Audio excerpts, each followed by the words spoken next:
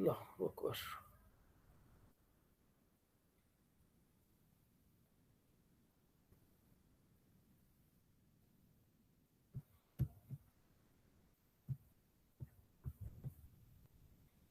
जी बेटा, we are going on the recording. Bismillahirrahmanirrahim. Assalamu alaikum. Iqbal Shukr is here, your instructor of the biostats. In the last lecture, we talked about the normal distribution. Today, we'll proceed further and we'll have an interactive lecture regarding to the normal distribution or the bell-shaped distribution. A very simple question from the students. बेटा, we have gone through the concept of the normal distribution. Normal distribution क्या होता है बेटा, और normal distribution हम किस किस्म के डाटा के लिए इस्तेमाल करते हैं? एनीवन? जी बेटा, कोई बच्चा बताना चाहेगा कि नॉर्मल डिस्ट्रीब्यूशन क्या होता है और नॉर्मल डिस्ट्रीब्यूशन को हम किस किस्म के डाटा के लिए इस्तेमाल करते हैं? नूर फातिमा?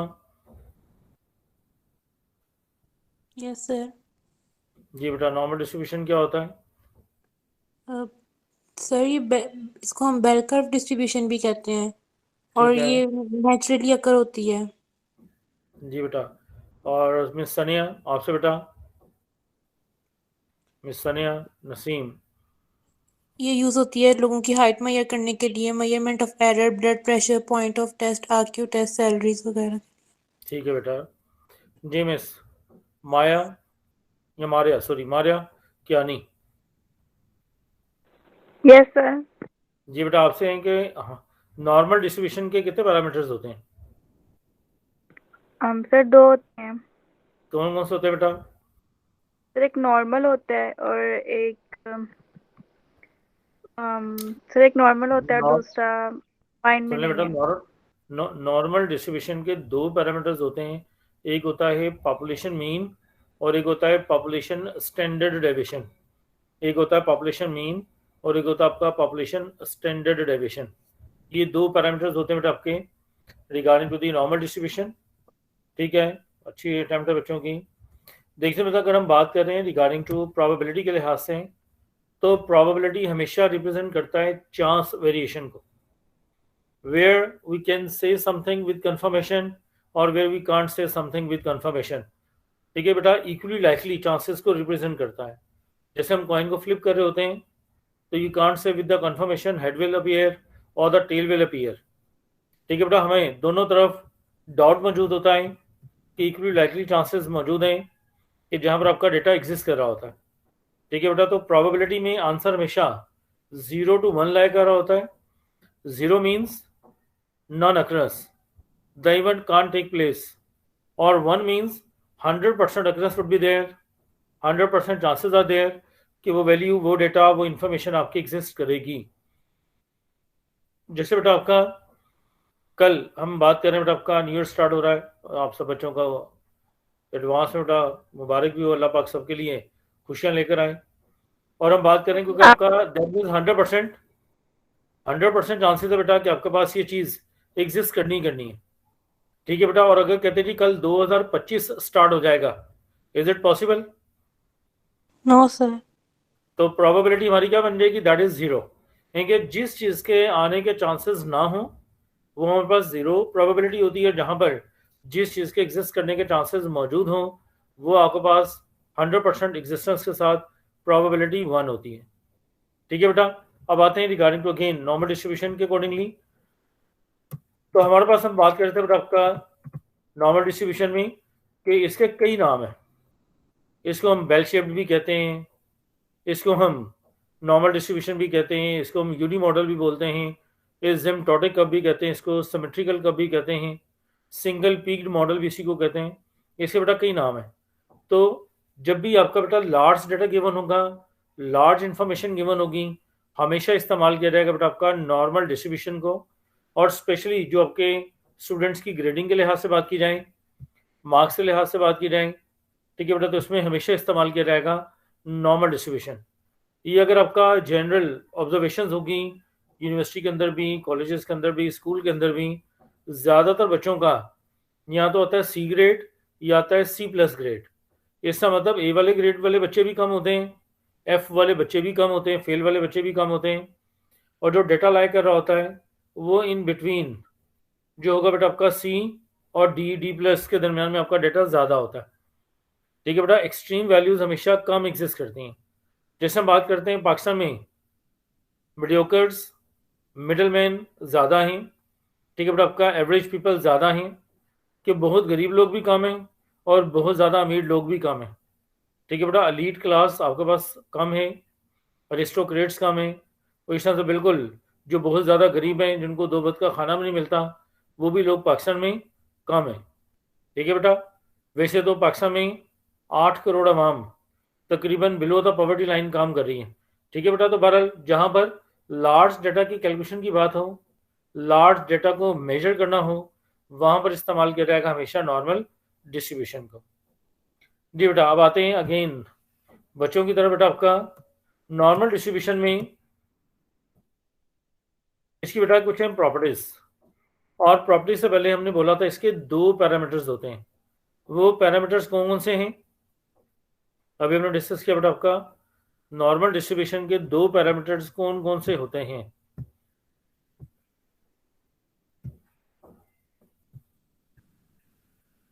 जी बेटा, मिस सनिया नसीम, आप बेटा बताना चाहें तो बता सकते हैं।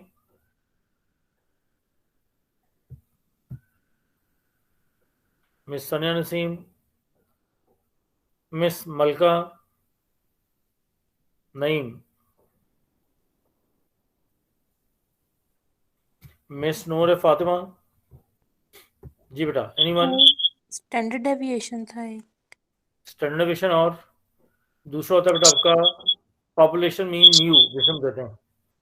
ठीक है बेटा, 2 पैरामीटर्स होते हैं, one is the population mean and second one is the population standard deviation sigma। ठीक है बेटा, आपका sigma plays an effective role in the determination of the model, in the determination of the distribution. If the value of sigma will be more or the value of sigma will be higher, it shows that there will be more variation in the data, more scatteredness in the data, more spreading in the data, lesser dependence upon the data।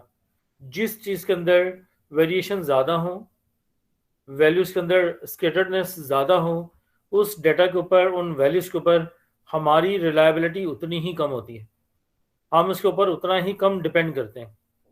ठीक है बेटा, और जब standard deviation की value जितनी कम होती है हमारी डेटा रिलायबिलिटी उतनी ही ज़्यादा होती है, क्योंकि डेटा के अंदर उतनी ही स्केटर्डनेस कम होती है, डेटा आपस में क्लस्टर्ड होता है, तो हमें डिपेंड करना पड़ता है वैल्यू ऑफ सिग्मा या स्टैंडर्ड डेविएशन के ऊपर।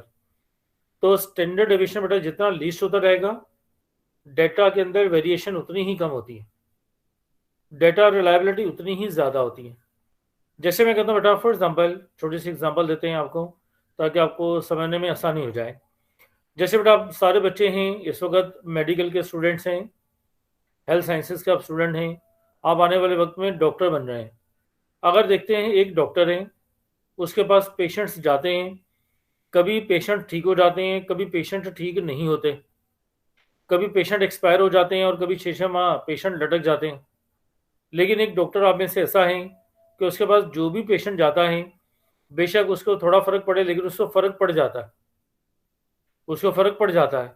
अगर आपने किसी डॉक्टर को रिकमेंड करना होगा तो किस डॉक्टर को रिकमेंड करेंगे कि जिससे थोड़ा फ़र्क पड़ता है, या जिसके पास जाएं तो कभी आराम आ जाता है और कभी आराम नहीं आता, तो किसके पास भिजवाना चाहेंगे आप? जिससे फर्क पड़ता है।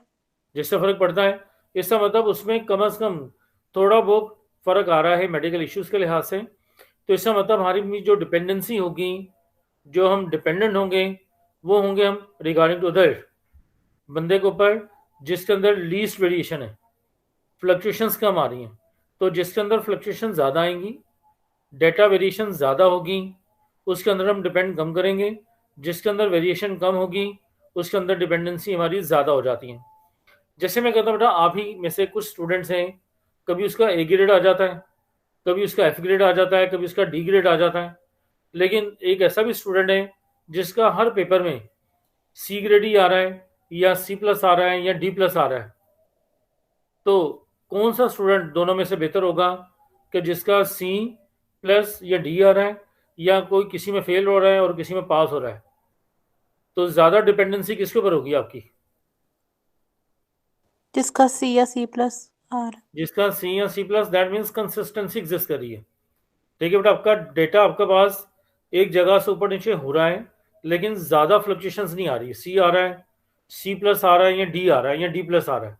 लेकिन एक बच्चा एकदम ऊपर चला जाता है A के ऊपर, एकदम बिल्कुल नीचे जाता है F के ऊपर, इसका मतलब उसके ऊपर डिपेंडेंसी आपकी लीस्ट होगी, कम होगी। आप प्रॉपरली इसको रिलायबल नहीं बना सकते, उसके ऊपर डिपेंडेंसी आपकी ज़्यादा नहीं हो सकती। जी बेटा, यहाँ तो मुश्किल बेटा किसी को तो बताइएगा। एनीवन? हाँ, चलिए बेटा, आपकी तरफ भी अजान हो रही होगी, तो यहाँ पे भी अजान है। सिर्फ 1 से 1.5 मिनट खामोशी से अजान सुनते हैं और फिर दोबारा से बेटा इसको शुरू करते हैं यहीं से।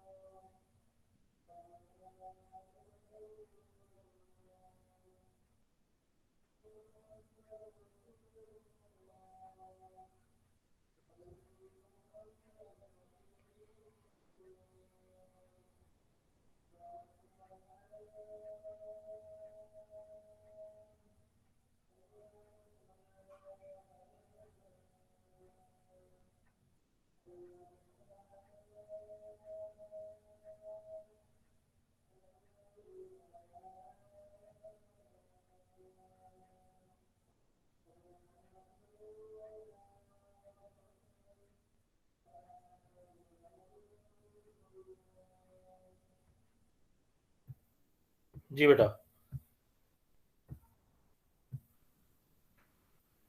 जी बेटा, यहाँ तक बेटा किसी को मुश्किल समझने में बेटा तो बताइएगा पहले। Anyone? No sir. No sir. जी बेटा, बातें इसकी प्रॉपर्टीज की तरफ। जी बेटा, सबसे पहले आपका रिगार्डिंग टू प्रॉपर्टीज देखिएगा। पहले हमने बोला है कि ये आपका बेल शेप्ड होता है। ठीक है बेटा, आपका it is a symmetrical distribution.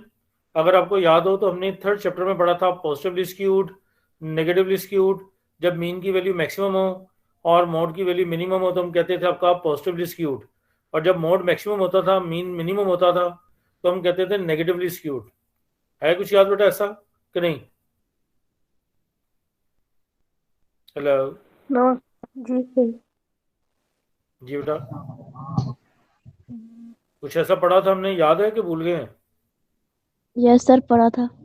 चलें, तो बेटा अब वही बात है कि यहाँ पर जब तीनों वैल्यूज बराबर हों, mean is equal to median is equal to mode, तो हम उसको कहते थे सिमेट्रिकल डिस्ट्रीब्यूशन या यूनी मॉडल।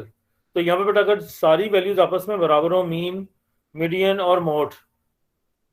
ठीक है बेटा, आपका मीडियन को गलती से मीडिया लिखा गया है, मीन, मीडियन और मोड। ठीक है बेटा, जब ये वैल्यूज आपस में सारी बराबर होती हैं तो हम कहते हैं बेटा आपका यूनि मॉडल। ठीक है बेटा, सिंगल पिक्ड मॉडल। और यहाँ पर आपके पास हमारे पास बीटा 1 की वैल्यू जो होगी बेटा आपके पास वो 0 के बराबर होगी। और फिर हमने बोला है the curve is asymptotic to the x axis. Asymptotic का मतलब ये होता है बेटा आपका, अगर इसकी शेप के लिहाज से बात करते हैं तो जिस सीक्वेंस से ये ऊपर जा रहा है उसी सीक्वेंस से ये नीचे आ रहा है टुवर्ड्स द एक्स एक्सिस। ठीक है बेटा, आपका ये देख लें, नेक्स्ट वाला देख लें, यानी जिस सीक्वेंस से ऊपर जा रहा है उसी ही सीक्वेंस से नीचे आ रहा है। ठीक है बेटा, अगर यहाँ पर जो सेंटर लाइन है, अगर मैं इधर वाला हिस्सा रिमूव कर दूं सारा और इस वाले हिस्से को अगर मैं मिरर के साथ लगाऊं तो सेम यही वाला हिस्सा आपका मिरर में भी नजर आएगा। इसका मतलब बेटा आपका हम इसको मिरर इंडेक्स कर्व भी कहते हैं। ठीक है बेटा, यानी कि आपका same value same data both sides पर एग्जिस्ट करता है, वो आपका नॉर्मल कर्व या एसिम्प्टोटिक कर्व कहलाता है। ठीक है बेटा, नंबर नेक्स्ट बेटा आपका, फिर इसमें अभी हमने बोला है कि इसके दो पैरामीटर्स होते हैं, म्यू है और स्टैंडर्ड डेविएशन। तो इस तरह से बेटा आपकी जो इसकी रेंज होती है डिस्ट्रीब्यूशन की वो -इन्फिनिटी से लेकर तो पॉजिटिव इन्फिनिटी तक है। यानी कि डाटा आपका हंड्रेड्स में हो, मिलियंस में हो, बिलियंस में हो, ट्रिलियंस में हो, कि इसमें आपके पास बाउंड्री नहीं है वैल्यू की। ठीक है बेटा, जितनी मर्जी वैल्यू एक्सट्रीम भी हो सकती है और लीस्ट भी हो सकती है। और फिर इसी तरीके से बेटा अगर हम बात कर लेते हैं रिगार्डिंग टू स्टैंडर्ड डेविएशन और क्वार्टाइल डेविएशन, हमेशा 2/3 होगा अपने स्टैंडर्ड डेविएशन के। ठीक है बेटा, अगर आपसे सिग्मा गिवन है और आपका फॉर एग्जांपल फर्स्ट करते हैं सिग्मा की वैल्यू गिवन आपके पास लेट्स सपोज 10 और आपसे कहा जाता है जी फाइंड क्वार्टाइल डेविएशन, तो यहाँ पर जस्ट क्या करेंगे आप, सिग्मा की जगह पर सिग्मा की वैल्यू को इंसर्ट कर देंगे। 2/3 into sigma that is 10, 10 into 2 20 divided by 3, तो क्या रहेगा बेटा आपका, that would be equals to 6.666। ठीक है बेटा, आपका राउंड अबाउट क्या होता है आपका, वो 2/3 67.45% होता है वो अपने स्टैंडर्ड डेविएशन के। और अगर हम मीन डेविएशन की बात करते हैं तो मीन डेविएशन हमेशा 4/5 टाइम्स या 0.7979 इंटू स्टैंडर्ड डेविएशन टाइम होता है।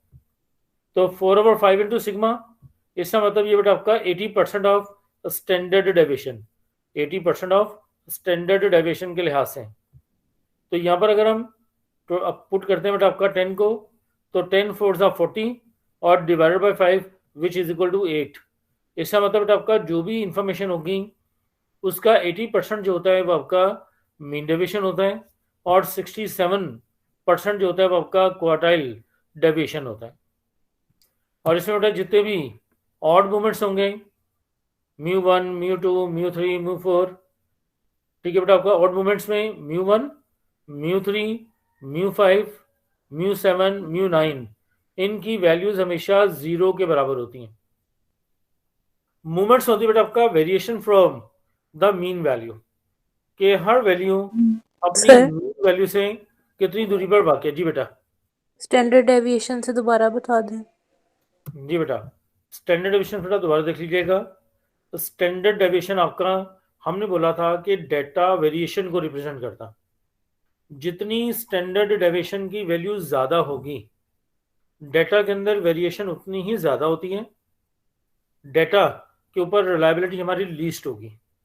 और स्टैंडर्ड डेविएशन की जो भी वैल्यू गिवन होगी, स्टैंडर्ड डेविएशन की जो भी वैल्यू गिवन होगी, अगर आपसे क्वार्टाइल डेविएशन कहा जाएगा या मीन डेविएशन कहा जाएगा तो क्वार्टाइल डेविएशन हमेशा 67% होता है अपने स्टैंडर्ड डेविएशन के, और जो मीन डेविएशन होता है वो हमेशा 4/5 होता है अपने स्टैंडर्ड डेविएशन के। इसका मतलब बेटा ये 67% होगा और ये आपका 80% होगा। लेट्स सपोज अगर आपको वैल्यू गिवन है स्टैंडर्ड डेविएशन की कोई भी, for example standard deviation given है 5 और आपसे कहा जाता है क्वार्टाइल डेविएशन निकालें और मीन डेविएशन मालूम करें, तो क्वार्टाइल डेविएशन 2/3 होता है स्टैंडर्ड डेविएशन के और मीन डेविएशन हमेशा बराबर होता है 4/5 ऑफ इट्स स्टैंडर्ड डेविएशन के। इसका मतलब क्वार्टाइल डेविएशन 67% होता है अपने सिग्मा का, और जो मीन डेविएशन होता है वो आपका 80% होता है अपने स्टैंडर्ड डेविएशन का। यानी अगर 5 का 67% अगर बात की जाए, ठीक है बेटा, 5 की, तो अगर मैं इसको 5 2 का कितना हो गया 10 डिवाइड बाई 3, तो वैल्यू क्या रहेगी 3.33। यानी कि 5 का 67% बनता है 3.33। इसी तरह से अगर बेटा हम 5 के लिहाज से बात करते हैं तो 4/5, तो 5 से कट गया तो बाकी वैल्यू क्या आ गई आपकी जस्ट 4। ठीक है बेटा, रिगार्डिंग टू मीन डेविएशन, तो कोई भी आपका मीन डेविएशन हमेशा अपने स्टैंडर्ड डेविएशन का 4/5 या फिर 80% के बराबर होता है। जी बेटा, को मुश्किल तो नहीं बेटा यहाँ पर समझने में किसी को है तो बताइए। जी बेटा, क्लियर सबके लिए? Yes sir. जी बेटा, अब नेक्स्ट आते हैं आपके पास रिगार्डिंग टू मूवमेंट्स के लिहाज से। मूवमेंट्स होता है बेटा आपका वेरिएशंस, मूवमेंट्स होती हैं वेरिएशंस के लिहाज से। एक सेकंड बेटा, मैं नेक्स्ट क्लास को मैसेज कर दूं।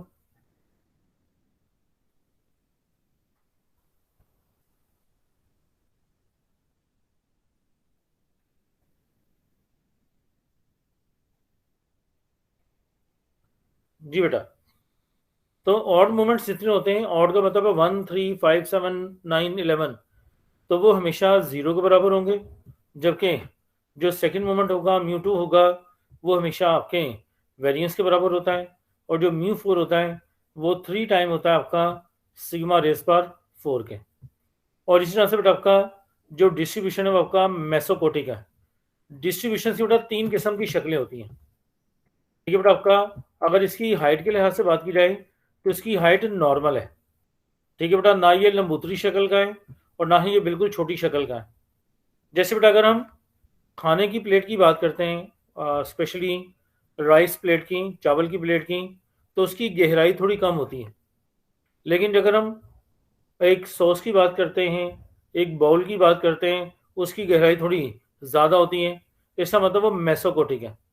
और एक होता है बेटा आपका नोजल्स, जिसके अंदर जो पाइप स्टाइल होता है कि जिसके अंदर आपकी चीज़ ज़्यादा इंसर्ट हो जाती है, लंबूतरी शक्ल का होगा, वो लेप्टोकोटिक होता है। ठीक है बेटा, जैसे कि रोड के ऊपर जो स्पीड ब्रेकर होते हैं, जैसे ही स्पीड ब्रेकर ऊपर होता है साथ ही वो नीचे हो जाता है, तो वो आपका प्लेटिकोटिक उसको हम कहते हैं, वो प्लेटिकोटिक होता है। और जिसकी हाइट नॉर्मल हो वो आपका मेसोकोटिक होता है, और जिसकी हाइट ज़्यादा लंबी होगी वो आपका लेप्टोकोटिक होगा। तो इसकी हाइट को मेजर करने के लिए बेटा आपका B2 या β2 का स्टैंडर्ड बनाया जाता है, जो कि 3 के बराबर है। अगर β2 की वैल्यू 3 के बराबर होगी तो हमारा डिस्ट्रीब्यूशन मेसोकोटिक होगा, बराबर होगा। ठीक है बेटा, इसका मतलब उसकी हाइट ना ज़्यादा छोटी है और ना ही उसकी हाइट ज़्यादा लंबी है। और उस दूसरी तरफ अगर β2 की वैल्यू लेस देन 3 हो जाए तो डिस्ट्रीब्यूशन कहलाएगा आपका प्लेटिकोटिक, यानी कि बिल्कुल हाइट छोटी। और अगर β2 की वैल्यू मोर देन 3 हो जाए, 4 हो जाए, 5 हो जाए, 6 हो जाए, तो जो डिस्ट्रीब्यूशन होगा वो आपका बन जाएगा आपका लेप्टोकोटिक। ठीक है बेटा, और नेक्स्ट आपका हमने बोला है कि टोटल एरिया जो कर्व होता है, इसके नीचे जो टोटल एरिया होगा वो हमेशा 1 के बराबर होगा, क्योंकि अभी हमने बोला है कि आपकी टोटल प्रोबेबिलिटी हमेशा 1 होती है। टोटल प्रोबेबिलिटी हमेशा 1 होती है, तो इसलिए टोटल एरिया आपका बेटा 1 के बराबर होगा। इसमें से हाफ एरिया एक तरफ होता है, इनके 50% एरिया एक तरफ है और 50% एरिया एक तरफ है। ठीक है बेटा, 50% एरिया एक तरफ लाई कर रहा है और 50% एरिया आपका एक तरफ लाई कर रहा है, तो दोनों को अगर आप ऐड करते हैं तो दैट बिकम्स 1। और एक चीज़ बेटा याद रखिएगा, mu plus minus 1 time standard deviation that covers 68.24% data. मैं दोबारा दोहरा रहा हूँ, mu plus minus 1 time standard deviation that covers 68.2% data. और अगर हम 2 टाइम स्टैंडर्ड डेविएशन की बात करते हैं बेटा आपका, तो mu plus minus 2 time standard deviation that covers round about आपका 95.45% डेटा। अगर बेटा इसको एडअप करते हैं वैल्यूज़ को 34.1 प्लस 34.1 तो ये बन जाएगा बेटा 68.2, जो कि किस रेंज के अंदर आ रहा है आपका, जो कि ब्लू रेंज है, वो आ रहा है -1 टाइम स्टैंडर्ड डेविएशन म्यू और +1 टाइम स्टैंडर्ड डेविएशन। इसका मतलब ये बेटा आपका म्यू +-1 टाइम स्टैंडर्ड डेविएशन का जो डेटा होता है वो कवरेज देता है आपको 68.2% डेटा। और फिर अगर 2 टाइम सिग्मा की बात कर लें बेटा, इसका मतलब ये कि आपका जो मेजोरिटी बच्चे होंगे, जो बच्चे मार्क्स के लिहाज से भी अगर बात की जाए तो वो बच्चे जिनके मार्क्स C+ और D तक होंगे तकरीबन 95% बच्चे उसके अंदर एग्जिस्ट कर रहे होते हैं। और बाकी जो 5% होता है वो एक्सट्रीम केसेस होते हैं, जिन बच्चों का A ग्रेड आएगा या B+ आएगा, वो आपके 5% डेटा एग्जिस्ट कर रहा होता है। और या जो बच्चे बिल्कुल डल हैं, बिल्कुल फिल हो जाते हैं, वो भी आपकी इसी रेंज में आते हैं 5% के अंदर, कि जहाँ पर डेटा रिप्रेजेंटेशन आपकी लीस्ट होती है, मिनिमम होती है। जी बेटा, यहाँ तक बेटा किसी को मुश्किल समझने में तो वो बच्चा कह सकता है। एनीवन?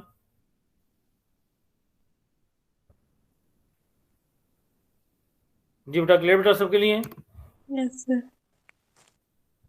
जी बेटा, नंबर नेक्स्ट आते हैं नेक्स्ट कैलकुलेशंस की तरफ। जी बेटा, नेक्स्ट हमारे पास है बेटा आपका, फिर होता है स्टैंडर्ड, नॉर्मल, वेरिएट या probability density function. Normal curve, normal distribution की प्रोबेबिलिटीज को जिस फंक्शन से रिप्रेजेंट किया जाता है उसे हम नॉर्मल प्रोबेबिलिटी डेंसिटी फंक्शन कहते हैं।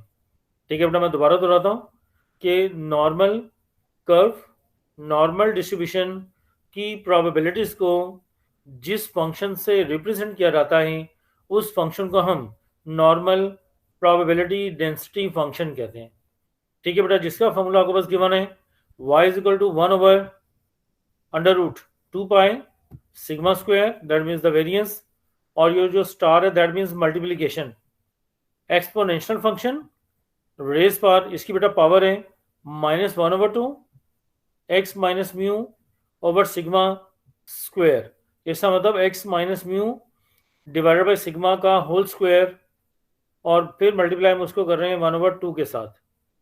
ठीक है बेटा, और इसमें फंक्शन में जो आपका लेफ्ट वाला हिस्सा है 1/√2 पाई सिग्मा स्क्वायर, ये वाला हिस्सा बराबर होता है बेटा आपका मैक्सिमम ऑर्डिनेट के। ये हिस्सा बराबर होता है मैक्सिमम ऑर्डिनेट।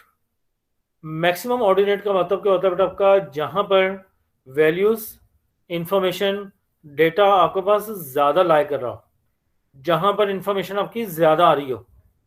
ठीक है बेटा, जैसे मैं कहता हूँ आप ही की क्लास के लिहाज से बात कर लेते हैं, तो ज़्यादातर बच्चों का कौन सा ग्रेड आता है, A B C D, कौन सा आता है? आप में से बेटा ज़्यादातर बच्चों का कौन सा ग्रेड आता है? सॉरी, कौन सा ग्रेड?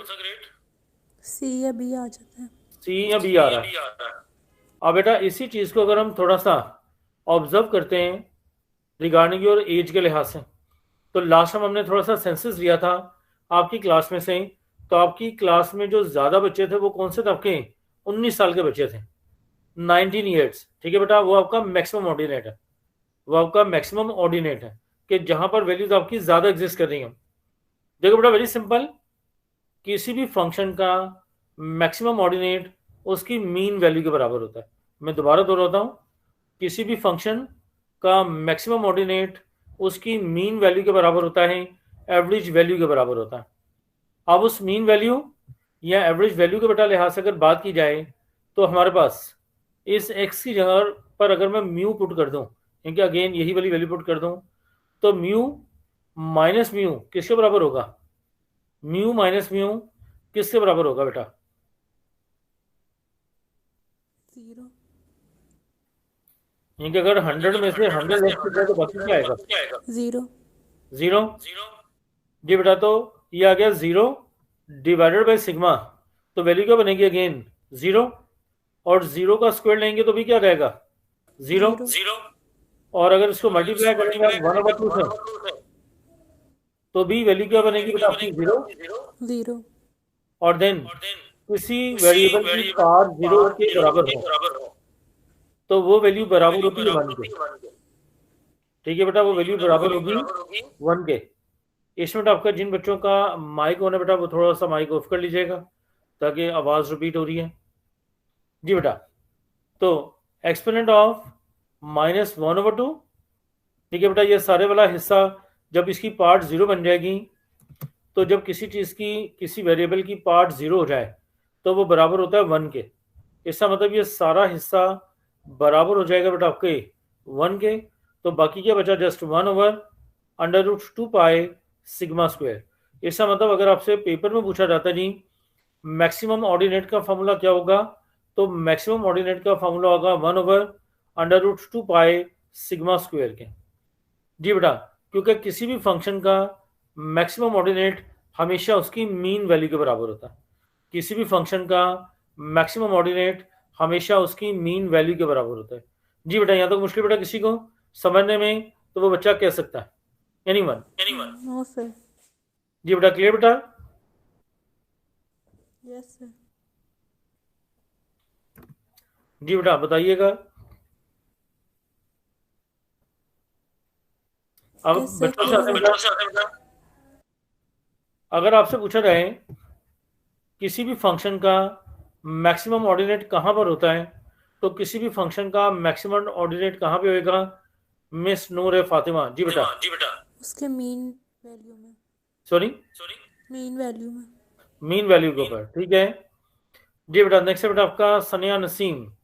आपसे बेटा अगेन, अगर पॉपुलेशन मीन और पॉपुलेशन स्टैंडर्ड डेविएशन की वैल्यूज गिवन ना हो तो वो वैल्यूज किसके बराबर हम कंसिडर करेंगे?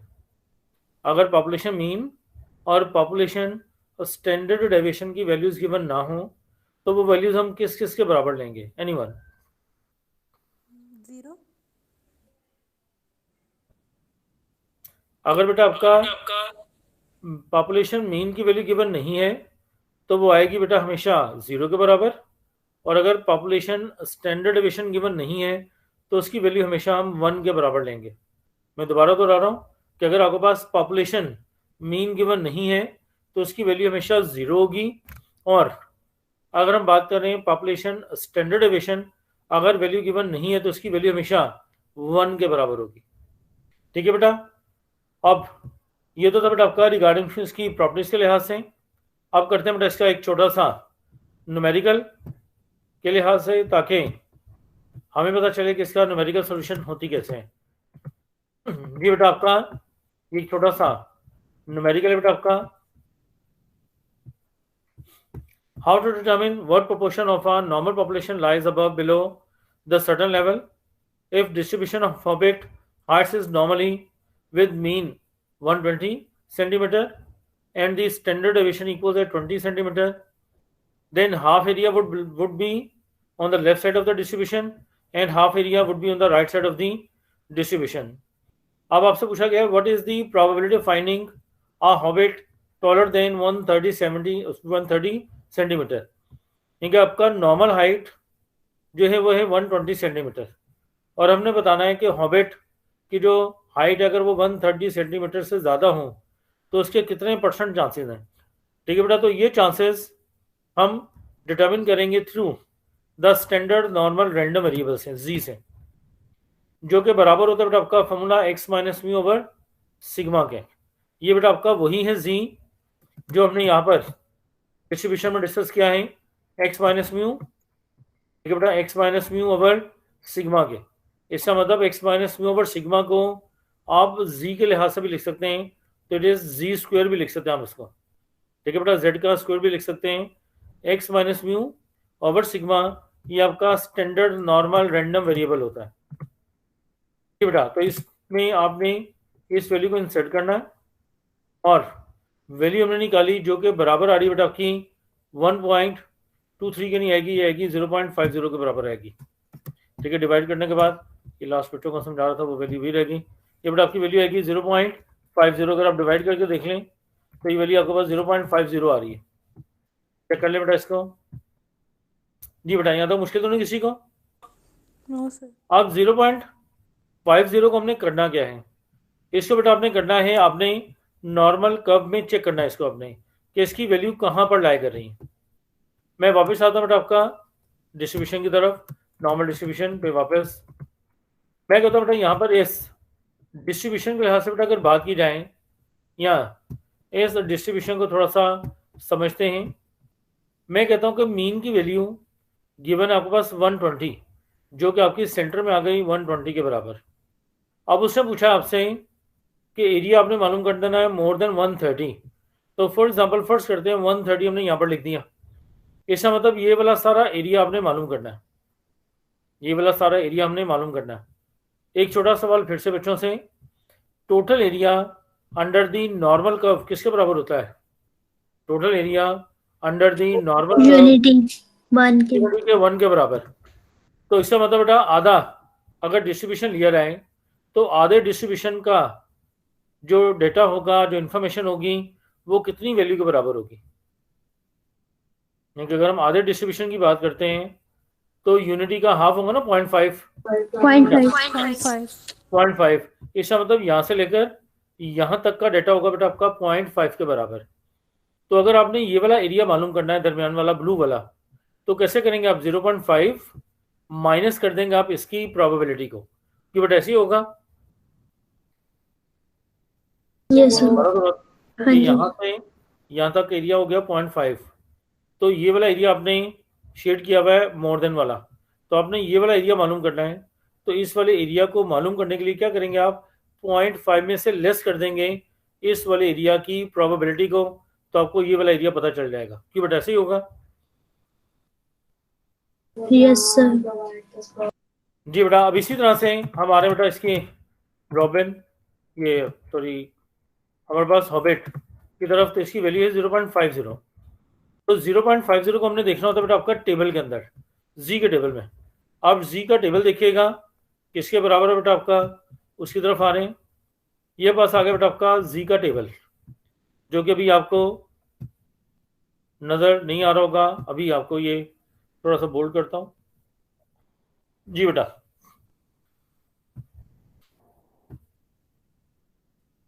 जी बेटा नज़र आ रहा है बेटा जल्दी सबको? Anyone? Yes sir. Yes sir. जी बेटा, अब हम देखते हैं 0.5। तो 0.5 को हमने देखा 0 के अंदर, तो वैल्यू आ रही है कितनी बेटा आपकी? 0.1915। ठीक है बेटा, जिन बच्चों को माइक होने बेटा जरा बंद कर दीजिएगा ताकि आवाज़ रिपीट हो रही है। ये बेटा 0.50 पर वैल्यू आ रही है 0.1915। मैंने बोला था बेटा आपका जो भी वैल्यू आएगी, वैल्यू को मालूम करने के लिए हमने क्या करना है? उसको 0.5 में से लेस कर देना, 0.5 में से लेस कर देना। तो सब बच्चों के पास कैलकुलेटर्स मौजूद होंगे, तो 1915 को 0.5 में से लेस करें तो बाकी वैल्यू कितनी आ रही है बताइएगा? बाकी वैल्यू किसके बराबर आ रही है वो बता दें। ये आ रही है -0.3085। माइनस आएगी, पॉजिटिव आएगी बेटा 0.5 माइनस 0.1915, तो पॉजिटिव में आएगी वैल्यू 0.3085। ऐसे ही बेटा। Yes sir. अब हमने इसको निकालना है परसेंटेज। तो जो वैल्यू आपके पास मौजूद है उसको अगर आप 100 से मल्टीप्लाई करें तो वैल्यू क्या बनेगी?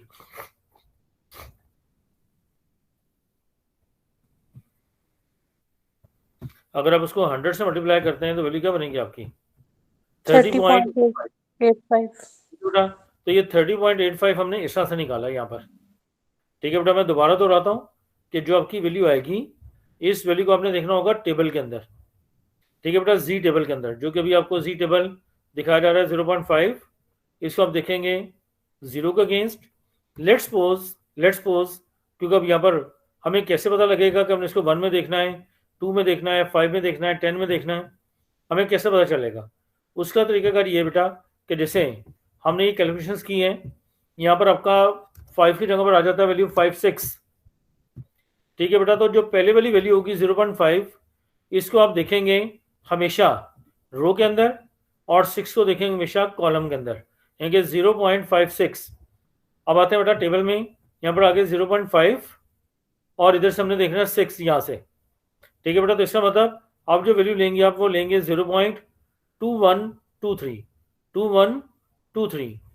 एक वैल्यू मैं फिर लिख रहा हूँ और आप में से कोई बच्चा बताइएगा कि इस वैल्यू को हम कहाँ पर चेक करेंगे। यहाँ पर मैं लिखता हूँ फॉर एग्जाम्पल 1.34। जी बेटा, तो इस वैल्यू को हम कैसे चेक करेंगे?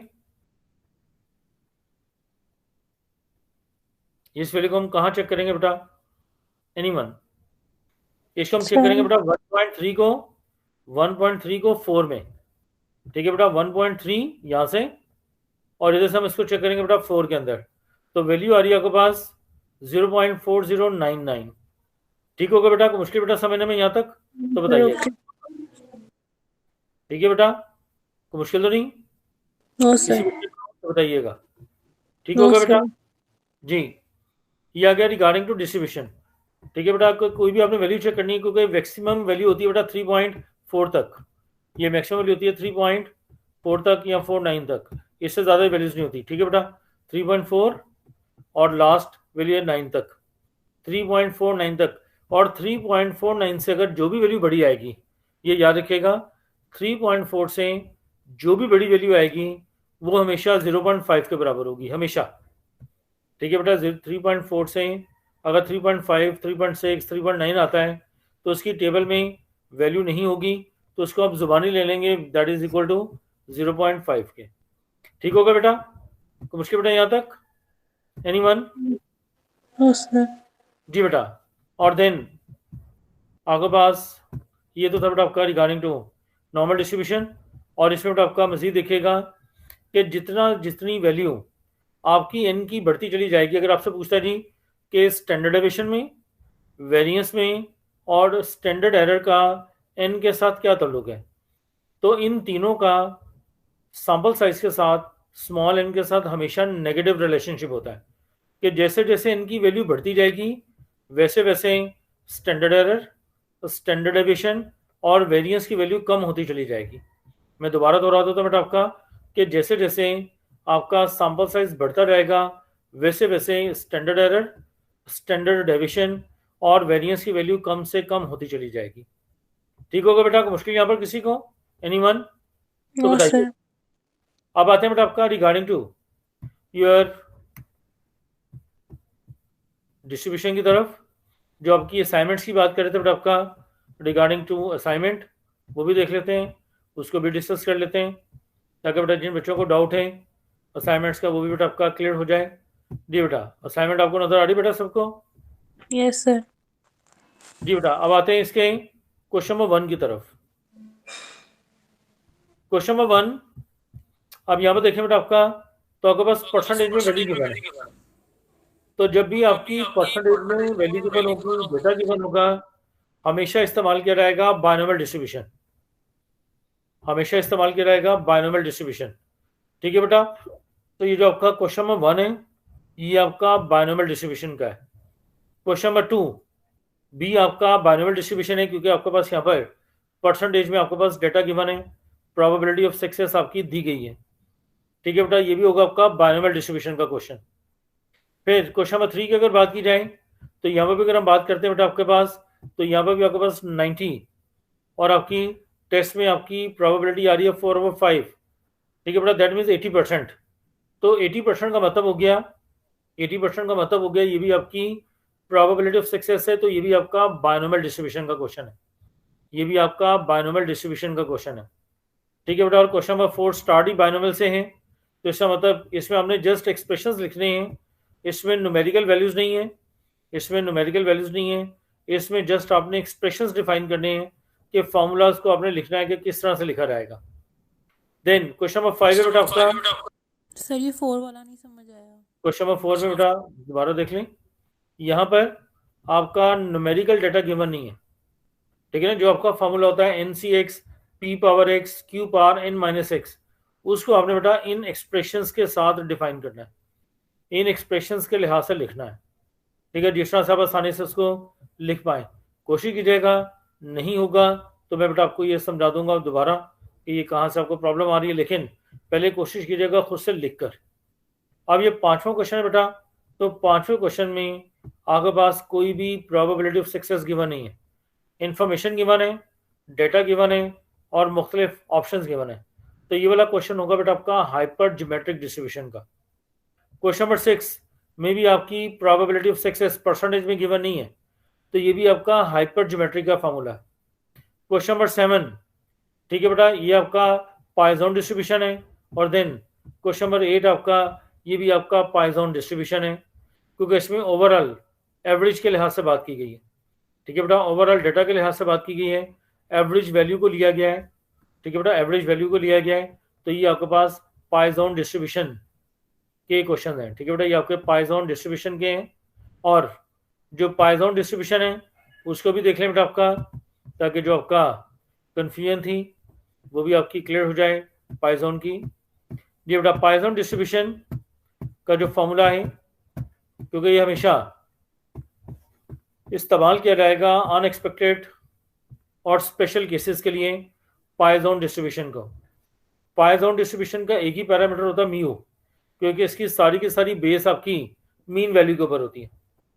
ठीक है बेटा, तो ये इसका फॉर्मूला है e raise power minus mu, mu power x divided by x factorial. ठीक है बेटा, और फैक्टोरियल होता है multiplication from maximum towards minimum, और एक्सपोनेंशियल की वैल्यू ये फिक्स होती है 2.7182 के बराबर, जो कि हमने लास्ट टाइम भी की हुई है बेटा। तो ये आपके पास एक क्वेश्चन गिवन है और इसको आपने पॉइसन के मुताबिक दोबारा बता दें, आप बहुत फास्ट हो गए, पिछले स्लाइड दोबारा रिपीट कर दें। कि पॉइसन डिस्ट्रीब्यूशन का एक ही पैरामीटर होता है म्यू, और अगर आपका मीन, अगर आपके पास बेस ली गई है, इसे बुनियाद बनाया गया बेटा, तो आपका जो वेरिएंस होगा वो भी आपका मीन के बराबर होगा पॉइसन डिस्ट्रीब्यूशन के अंदर। मीन और वेरिएंस दोनों बराबर होंगे पॉइसन डिस्ट्रीब्यूशन के अंदर। और जो पॉइसन का बेटा फॉर्मूला है, पॉइसन का एक ही पैरामीटर होता है, ये याद रखिएगा, पॉइसन का एक ही पैरामीटर होता है म्यू। ठीक है बेटा, तो इसकी जो फॉर्मूला है एक्सपोनेंशियल फंक्शन, इसकी पावर है minus mu, then into mu power है एक्स और डिवाइडेड बाय है एक्स फैक्टोरियल।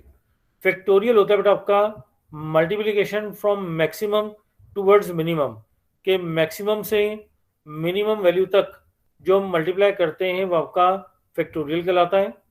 और जो एक्सपोनेंशियल फंक्शन है या यूलर्स नंबर है वो बराबर होता है बेटा आपका 2.7182। अगर आपके पास कैलकुलेटर मौजूद है, अभी अपना कैलकुलेटर पकड़िएगा और इसमें आप देखेंगे नेचुरल लॉग के पास ई एक्स की पावर लिखी नजर आ रही होगी आपको। ठीक है बेटा, आपका नेचुरल लॉग के पास आपकी ई एक्स की पावर लिखी नजर आ रही होगी आपको, देखें जरा जी बेटा, देखा बेटा इसको आपने? हेलो,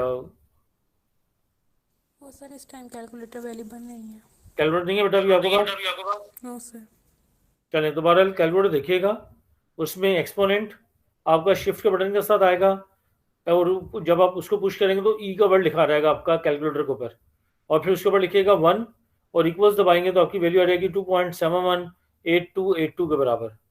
ठीक है बेटा, ये भी आपके पास फिक्स वैल्यू है, ये भी फिक्स वैल्यू है, ये आपकी कांस्टेंट वैल्यू होती है, जैसे लॉग का बेस 10 होता है, फिक्स होती है, इस तरह से आपका ये भी आपकी यूलर नंबर में फिक्स वैल्यू होती है 2.718282 के बराबर। तो बहरहाल जी बेटा, ये आपके पास है, इसका फॉर्मूला म्यू 5 है। सिंस सॉरी आपके पास क्वेश्चन है, say that on average the daily sales volume of 60 inch 4K UHD TVs at XYZ electronics is 5। इसका मतलब ये बेटा आपका ऑन एवरेज आपका एक शॉप है, वहाँ पर 60 इंच की जो LED है, LCD है, वो बिकती है, ऑन एवरेज 5 LCDs बिकती हैं। और देन आपसे कहा गया calculate the probability of XYZ electronics selling 9 TVs today, कि हमने ये बताना है कि उस दिन उसने 9 TV बेचे। इसका मतलब हमारी सारी की सारी बेस किसके ऊपर है, आपके पास एवरेज के ऊपर, जो कि बराबर है आपकी 5 के, जो कि बराबर है 5 के, इनकी एक एवरेज गिवन होगी और एक आपके पास एक वैल्यू गिवन होगी। जो बायनॉमियल क्वेश्चंस थे, हाइपर ज्योमेट्री के क्वेश्चन है, उसमें ऐसे किस्म का कोई डेटा गिवन नहीं था, उसमें मल्टीपल वैल्यूज थी, इसमें जस्ट 2 वैल्यूज गिवन है, एक आपकी म्यू की और एक बेटा जो आपने मालूम करना है एक्स की वैल्यू। तो यहाँ पर म्यू 5 है, एक्स आपके पास 9 है, तो जस्ट हमने ये फॉर्मूला देखें, इस फॉर्मूला में हमने वैल्यू को इंसर्ट कर दिया। एक्सपोनेंट की वैल्यू होगी बेटा 2.71828 और इसकी माइनस म्यू, तो म्यू की वैल्यू है 5, तो रेस पर हो गई -5 और देन फिर हमने लिखा हुआ है म्यू पार एक्स, तो म्यू बेटा 5 है और इसकी रेस पार है x which is equal to 9 और डिवाइडेड बाय है 9 फैक्टोरियल, तो 9 फैक्टोरियल का मतलब है 9 multiply by 8 multiply by 7 multiply by 6 multiply 5 4 3 2 और देन 1। ठीक है बेटा, और बाकी आप इसको सॉल्व कीजिएगा by your formula, by your calculator, तो आप आसानी से इसको कैलकुलेट कर पाएंगे। तो इसका मतलब बेटा आपका, अगर एक कंपनी ऑन एवरेज 5 LCDs बेच रही है तो उस दिन वो 9 LCD बेचने के उसके पास जो चांसेस हैं वो जस्ट हैं 3.6%, वो चांसेस हैं जस्ट 3.6%। जी बेटा, यहाँ तो मुश्किल किसी को तो बताइएगा, एनीवन यहाँ तक किसी ओके बच्चे सर। जी बेटा, क्लियर सबके लिए? Yes sir. चलें, बाकी that's all from my side. बाकी बेटा इसके अलावा कोई पॉइंट कोई टर्म आप पूछना चाहते हैं तो यू मे आस्क। जो हमारा नेक्स्ट लेक्चर होगा बेटा, जो हमारा नेक्स्ट सेशन होगा हमारा रिगार्डिंग टू दी हाइपोथेसिस के लिहाज से, हमारा नेक्स्ट सेशन होगा हाइपोथेसिस के लिहाज से। ठीक है बेटा, ओके बाकी sir. Okay sir. See you in the next class. Until then take care, अल्लाह हाफिज, गॉड ब्लेस यू। और एडवांस में सारे बच्चों को नया साल मुबारक बेटा। अल्लाह पाक नया साल हर बच्चे के लिए खुशियां लेकर आए और आपके जो घर के मसले मसाइल हैं अल्लाह पाक उनको रिजॉल्व करें। यस सर, आमीन। आपके लिए बहुत अच्छा है। Thank you. थैंक यू बेटा। ओके बेटा, अल्लाह थैंक यू हाफिज। सर। अल्लाह हाफिज। कोई भी नहीं लेता क्लास, पता नहीं सारे किधर है। मैं ना मायरा नूर। हाँ हाँ रिकॉर्डिंग हो रही है, मैं कह रही हूँ। सनिया रिकॉर्डिंग हो रही है इसलिए मैंने कहा है।